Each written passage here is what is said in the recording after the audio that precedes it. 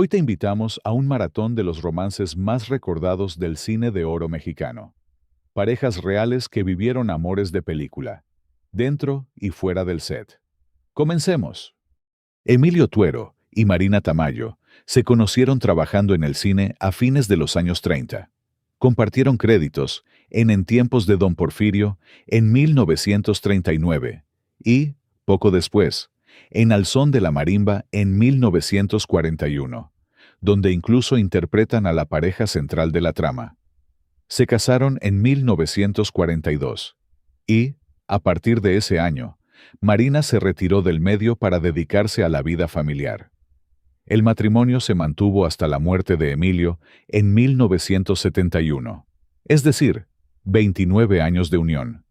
Tuvieron 2 hijos, Marina y Emilio Tuero Tamayo. Marina falleció a los 85 años en el 2005 y fue sepultada junto a su esposo en la cripta familiar del Panteón Español. Luis Aguilar y Rosario Gálvez formaron una de las parejas más queridas y duraderas de la época de oro del cine mexicano, tanto dentro como fuera de la pantalla. Detrás del carisma que lo convirtió en figura del cine, Luis Aguilar cargó con una tragedia que no lo abandonaría jamás: la muerte de su hijastro Roberto, a quien amó como propio. Antes de conocer a Rosario, Luis se casó en 1946 con Ana María Almada. Con ella, tuvo 2 hijas, Ana Luisa y Marta Fernanda, y el matrimonio terminó en 1954.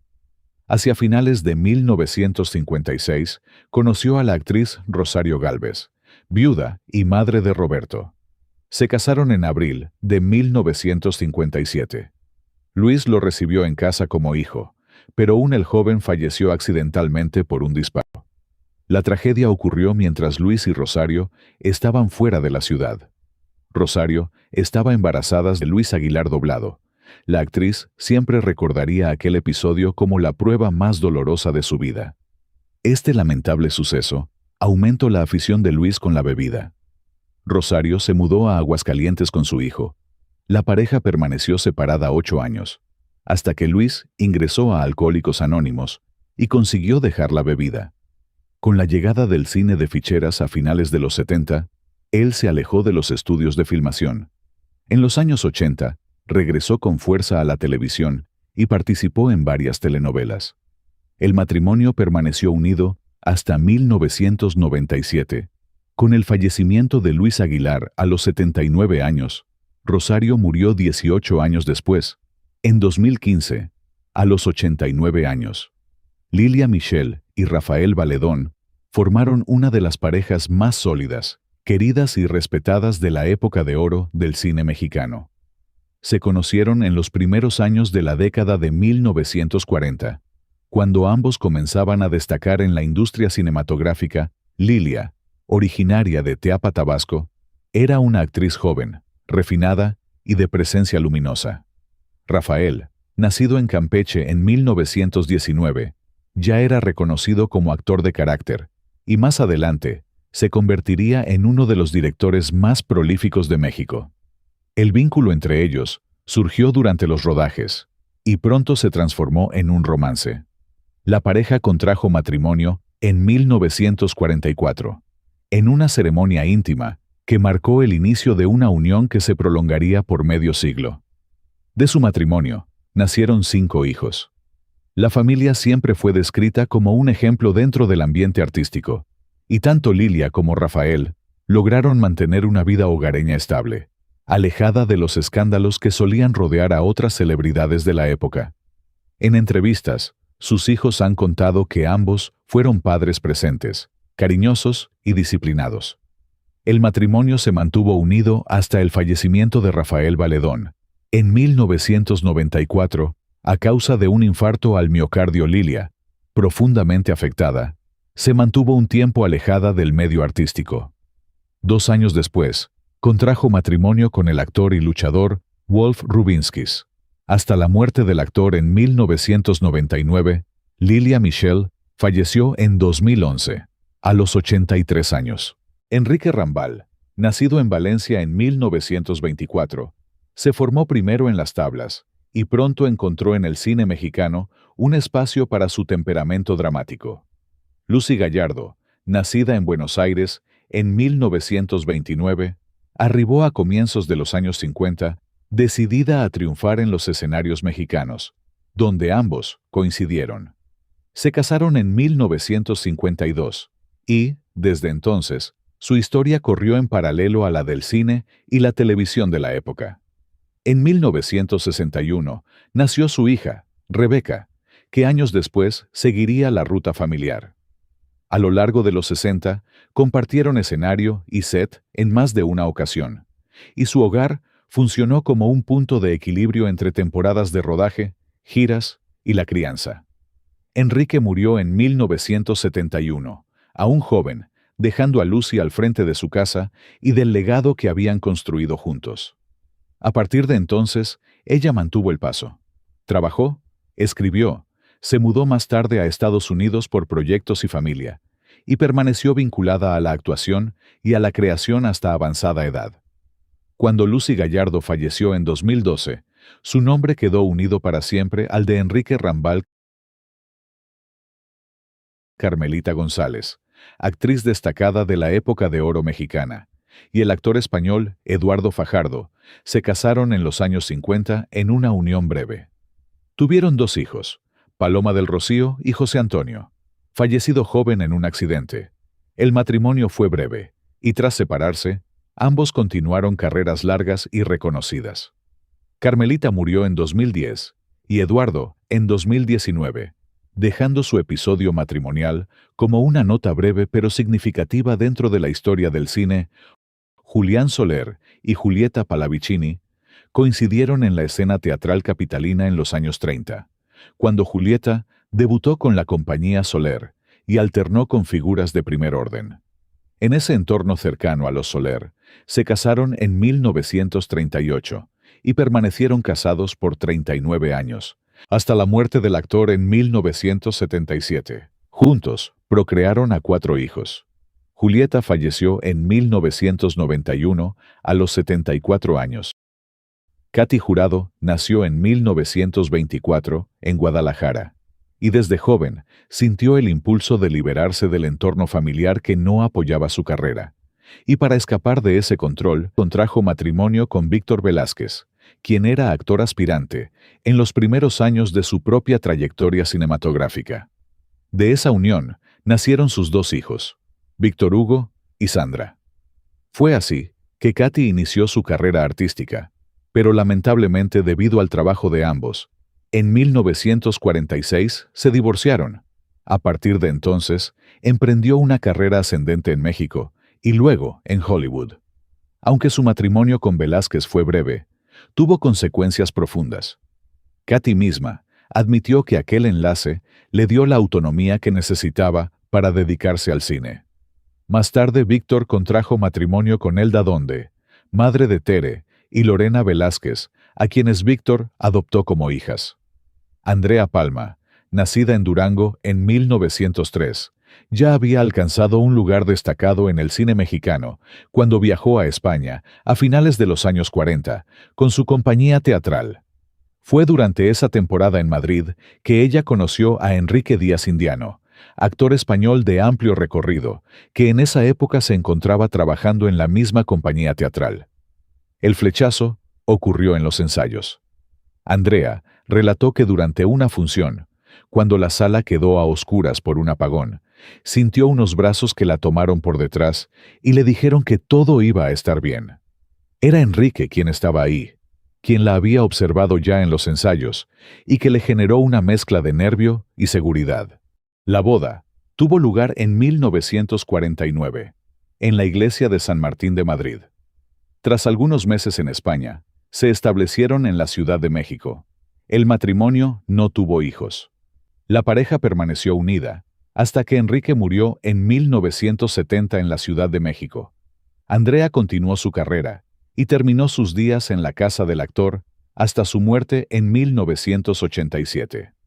Martha Roth ya era un rostro fijo del cine, y Rubén Fuentes, un consolidado violinista y compositor fundamental del Mariachi Vargas. Después de una corta relación, La pareja se casó en 1956. Marta redujo su ritmo de filmación y se volcó a la familia. De la unión nacieron 2 hijos, Leonardo y Alejandro. Durante esos años, ella se asomó ocasionalmente a sets y foros, y también colaboró en letras y música con su esposo, mientras él seguía consolidando un catálogo que iría de La Bikina a 100 años. Con el tiempo el matrimonio se quebró. Se divorciaron tras cerca de 2 décadas juntos, y Marta rehizo su vida con el productor Fernando Pérez Gavilán, a la par que regresaba intermitentemente a la pantalla. Años después, la biografía de ambos quedó marcada por 2 golpes terribles para ella. La muerte accidental de su hijo Leonardo, en 1984, y, tiempo más tarde, la de Alejandro. Tragedias que la prensa recordaría al repasar su vida y su decisión de volver al trabajo en televisión. Se conocieron en el propio medio escénico a inicios de los años 40, cuando Enriqueta Reza empezó a ganar presencia en repartos, y Miguel Inclán, ya célebre por sus villanos memorables. El actor ya había tenido un matrimonio anterior con Ignacia García, con quien procreó a su único hijo, Miguel Inclán Jr., pero fue con Enriqueta con quien pasaría el resto de su vida, hasta la muerte de él, en 1956 en Tijuana. Cuando fungía como delegado de la ANDA, Enriqueta Reza falleció en 1968. Su matrimonio enlazó 2 trayectorias claves de la época de oro. Esther Fernández y Antonio Badú se conocieron en 1945 durante el rodaje de Cantaclaro, de Julio Bracho. La química fue evidente y rápidamente se comprometieron. Se casaron en 1946. Fue, sin embargo, un matrimonio peculiar.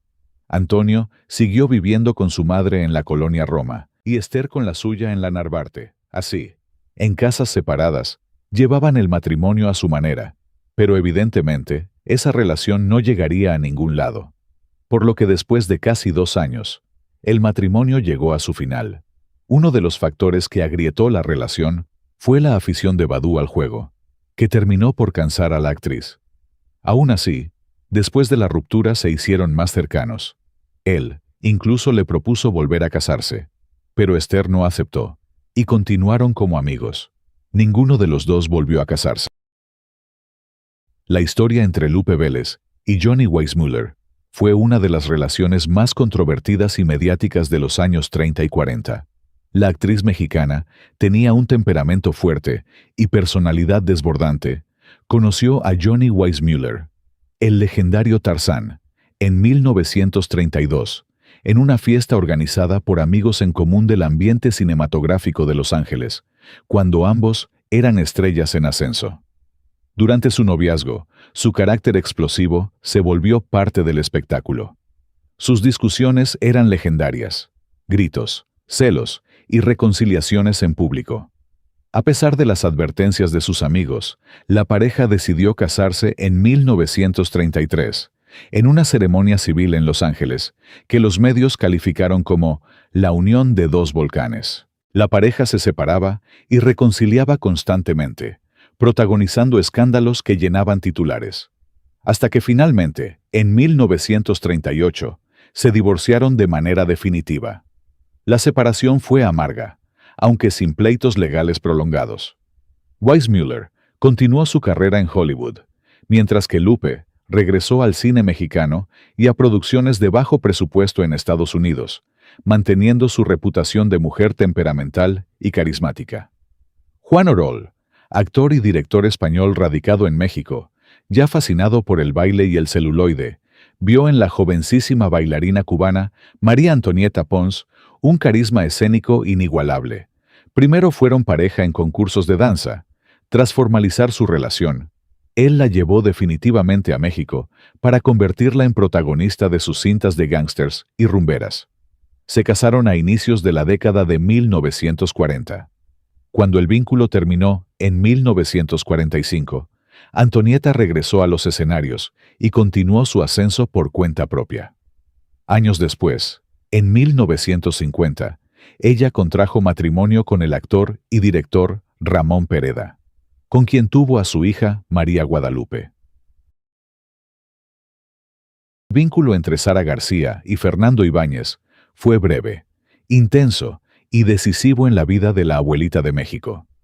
Cuando ella empezaba a abrirse camino en el teatro y el cine mudo, conoció al actor Fernando Ibáñez en una compañía teatral. Ahí surgió el romance y, ya enamorados, se casaron en 1918. En 1920 nació su única hija, María Fernanda Ibáñez. Al principio, todo parecía una historia feliz, pero el matrimonio pronto se resquebrajó. Fernando comenzó una relación con la actriz y empresaria española, Elvira Morla, quien además era la jefa de su propia compañía teatral. Cuando Sara supo de la infidelidad, decidió abandonarlo y se llevó a su hija para criarla sola. El matrimonio duró apenas unos 3 años antes del divorcio. Sara nunca volvió a casarse. Se concentró en su carrera y en su hija María Fernanda, que murió trágicamente en 1940.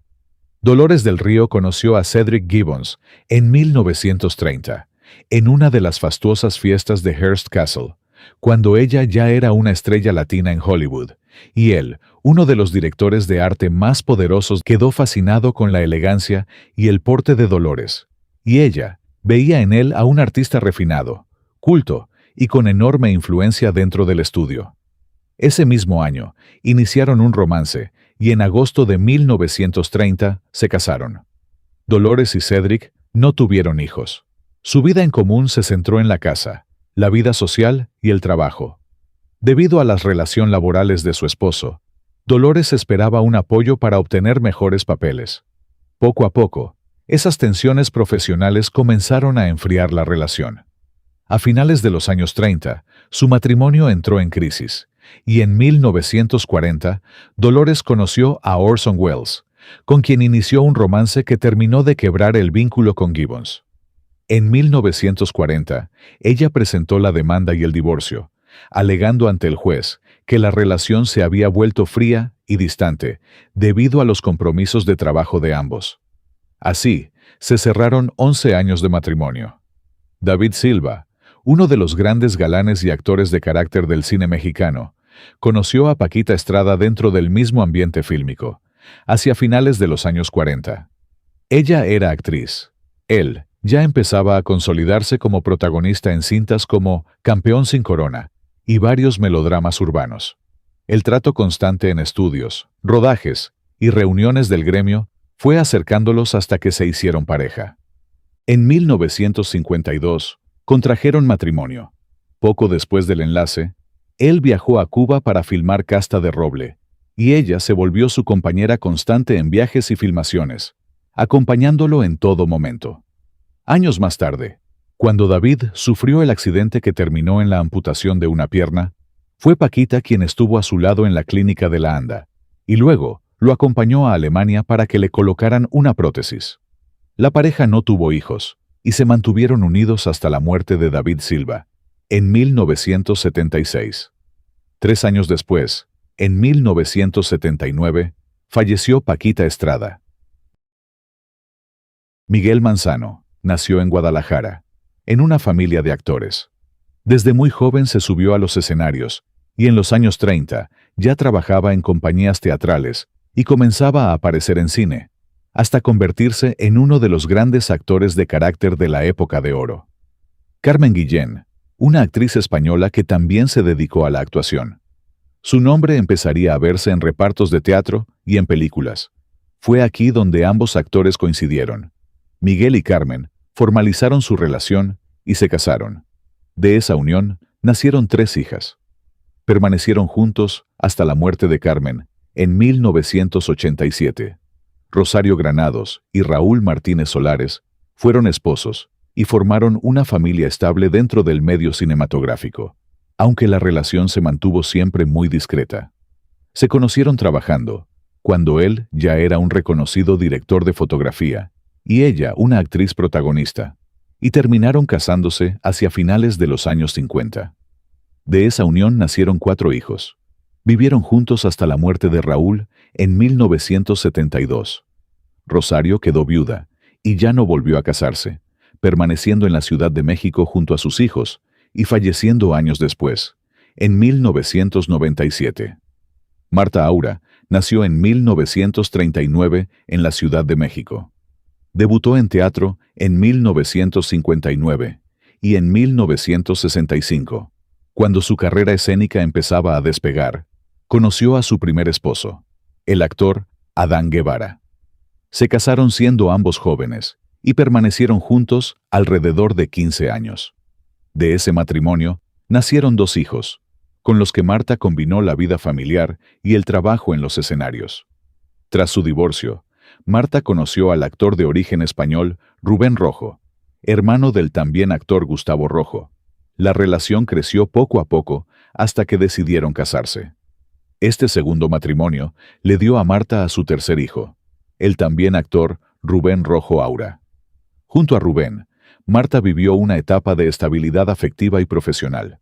Compartieron vida, proyectos y la crianza de su hijo hasta 1993, año en que él falleció, dejándola viuda.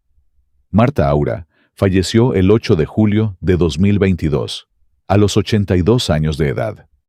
Fernando Soler y Sagra del Río formaron una de las relaciones más largas, discretas y estables de la época de oro del cine mexicano, muy distinta a otras historias sentimentales marcadas por el escándalo. Su vínculo no se limitó al matrimonio formal, sino que fue una sociedad artística y de vida que se extendió por décadas. Antes incluso de que el registro civil dejara constancia de su unión, ya compartían escenarios, compañías teatrales y giras internacionales desde los años 20, cuando trabajaban juntos en Cuba y posteriormente en España.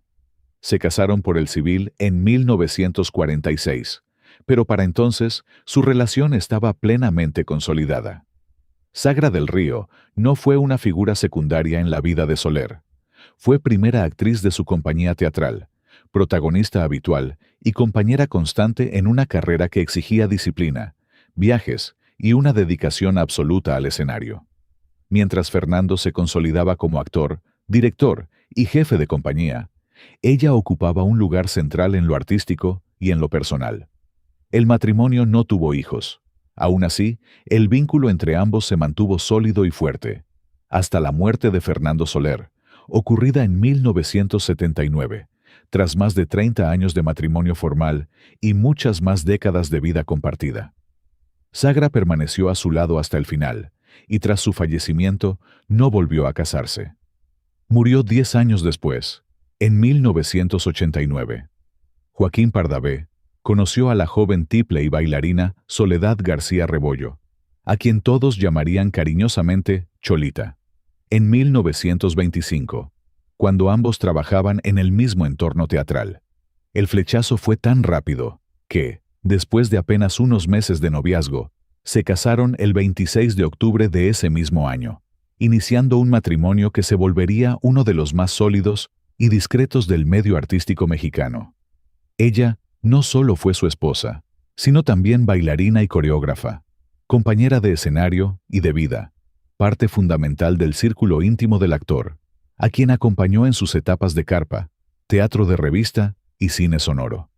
No tuvieron hijos, y tal vez por eso su vínculo permaneció como el de una pareja muy unida, concentrada uno en el otro y en el trabajo artístico que compartían.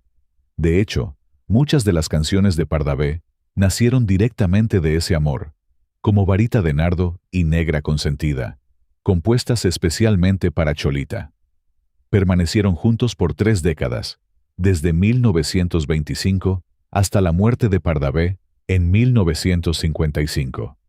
Cholita continuó algunos años más, hasta que finalmente fue enterrada junto a él en el lote de actores del Panteón Jardín de la Ciudad de México. En la lápida que comparten, puede leerse la frase, juntos como siempre, Joaquín y Cholita. Resumen perfecto de un matrimonio que se mantuvo unido incluso después de la muerte. Pedro Infante y María Luisa León protagonizaron uno de los matrimonios más complejos y determinantes de la vida del ídolo de México. Una relación que marcó profundamente sus primeros años profesionales y que, con el tiempo, se transformó en una historia de amor atravesada por sacrificios, tensiones y desencanto. María Luisa León, mayor que Pedro Infante por más de 10 años, fue una mujer culta, decidida y con carácter fuerte. Cuando se conocieron a finales de los años 30, Pedro era todavía un joven que luchaba por abrirse camino en la radio y la música. Ella tenía una personalidad dominante que terminó influyendo de manera decisiva en el rumbo inicial de la carrera de Pedro. Se casaron en 1939, antes de que él alcanzara la fama, y durante los primeros años del matrimonio, María Luisa fue, además de esposa, su principal apoyo, representante y administradora. El matrimonio no tuvo hijos, un hecho que con el tiempo fue sumando tensión y distancia entre ambos. Cuando Pedro Infante comenzó a consolidarse como figura del cine y la radio en los años 40, la relación empezó a resquebrajarse. El crecimiento profesional de Pedro, su fama creciente y la atención constante del público contrastaban con la vida más reservada y controladora que María Luisa había llevado hasta entonces. Testimonios cercanos señalan que ella ejercía una fuerte influencia sobre sus decisiones, lo que generó conflictos conforme Pedro buscaba mayor independencia personal y emocional. La separación ocurrió a finales de la década de los 40, cuando Pedro ya era una estrella en ascenso y mantenía una relación oculta con Lupita Torrentera, con quien ya había procreado varios hijos. María Luisa León quedó marcada por la ruptura y escribió más tarde un libro titulado Pedro Infante, en la intimidad conmigo, donde narró su versión de la relación, mezclando amor, resentimiento y nostalgia. El texto generó polémica por el retrato íntimo del ídolo, aunque también confirmó el papel central que ella tuvo en sus años formativos. Dolores del Río se casó por primera vez muy joven con el aristócrata y abogado mexicano Jaime Martínez del Río en 1921, cuando ella aún pertenecía de lleno a la alta sociedad porfiriana. Juntos, hicieron una larguísima luna de miel por Europa, recorriendo España, Francia e Inglaterra, y frecuentando círculos de pintores, intelectuales y diplomáticos. Al regresar a México, la pareja atravesó serias dificultades económicas y emocionales. En medio de esa crisis, Dolores quedó embarazada, pero sufrió un aborto involuntario. Las complicaciones fueron tan graves que los médicos le advirtieron que no volviera a intentar tener hijos. Esa pérdida marcó profundamente su vida. Además del dolor personal, significó, en la práctica, el cierre definitivo a la maternidad biológica.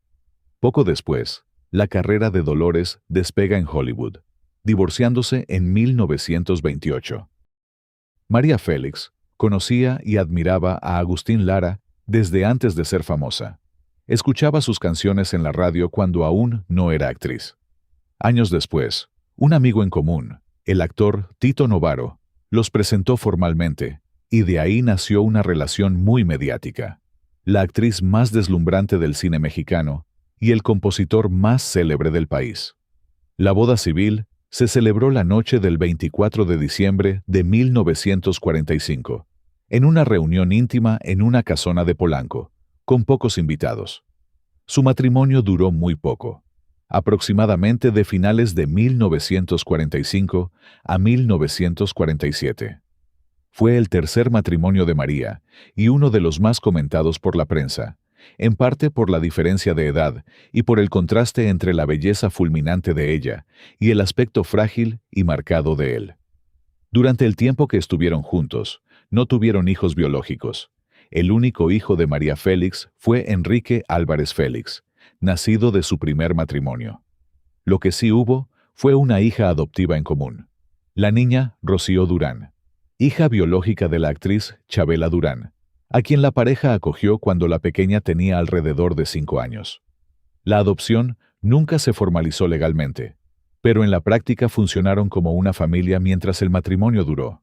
Tras la separación, la niña se quedó viviendo con Lara. Años después, ella misma se casaría con el compositor, lo que generó un escándalo enorme en los años 60. La relación entre María Félix y Agustín Lara fue tan intensa como problemática. Distintas biografías y artículos coinciden en señalar que el gran problema fueron los celos de él. Lara, ya famoso y con un pasado amoroso complicado, No soportaba la atención que María despertaba en todos los hombres. Las escenas de celos eran frecuentes. A esto se suman versiones de infidelidades de ambos lados. El divorcio se firmó en 1947, tras solo unos 2 años de vida conyugal. Después del divorcio, cada uno siguió su camino. María Félix y Jorge Negrete protagonizaron uno de los matrimonios más emblemáticos, breves y simbólicos de la época de oro del cine mexicano. Una unión más marcada por el mito y el carácter de ambos que por una vida doméstica prolongada.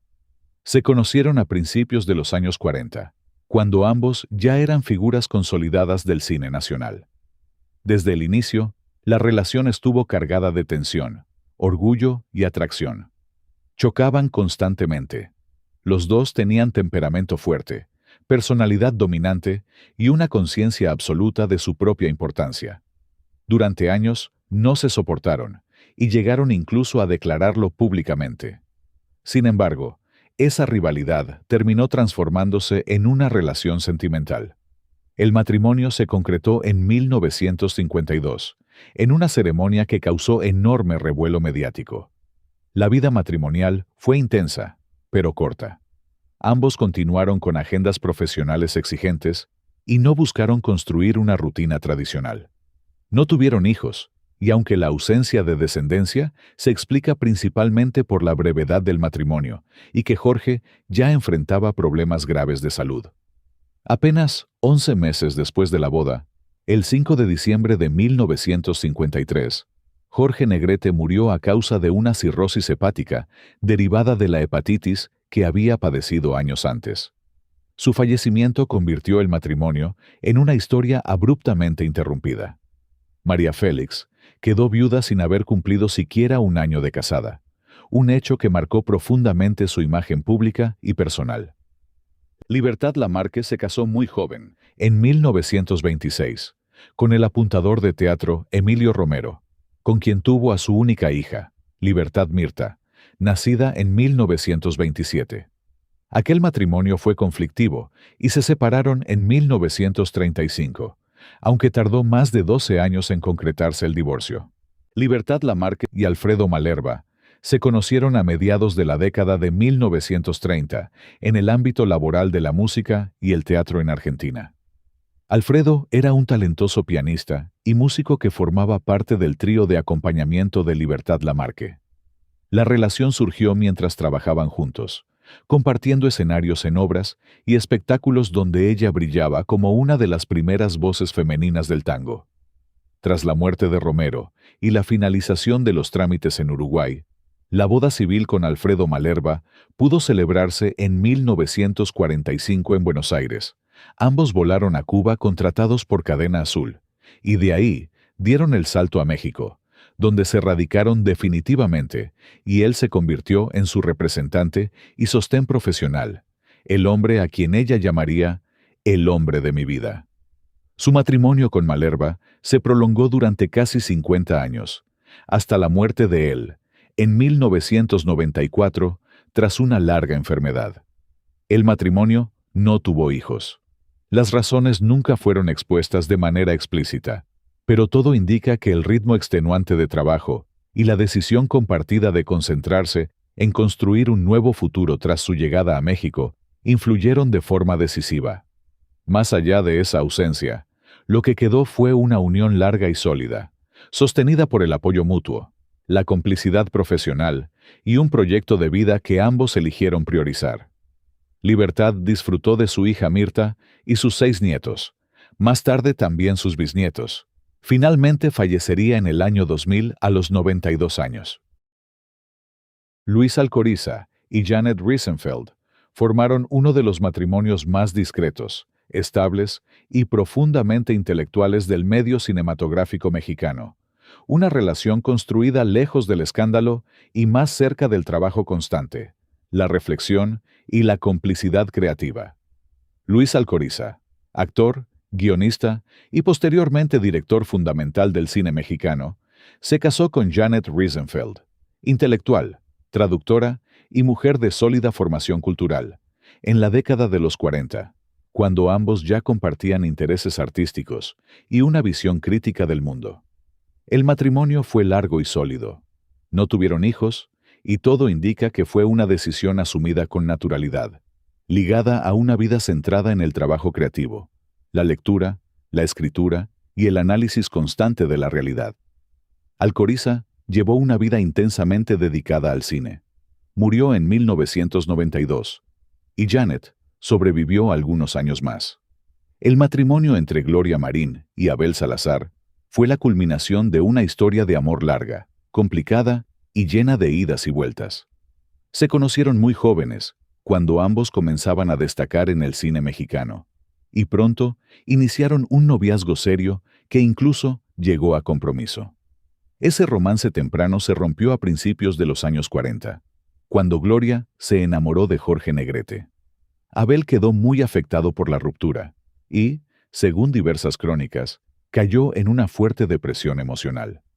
Después de separarse de Gloria, Abel intentó rehacer su vida. En 1944, se casó con Alicia Cárdenas, hija del expresidente Lázaro Cárdenas, con quien tuvo 2 hijas. Ese matrimonio terminó en divorcio hacia 1950. Gloria, por su parte, vivió su tormentosa relación con Jorge Negrete y más tarde otras historias sentimentales.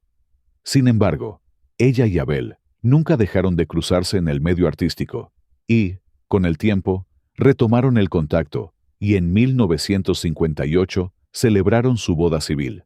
Pero tan solo 2 años después, en 1960 se disolvió.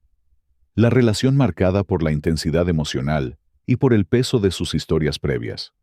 Él llegaba con el recuerdo de haber sufrido por ella en la juventud y con un divorcio a cuestas.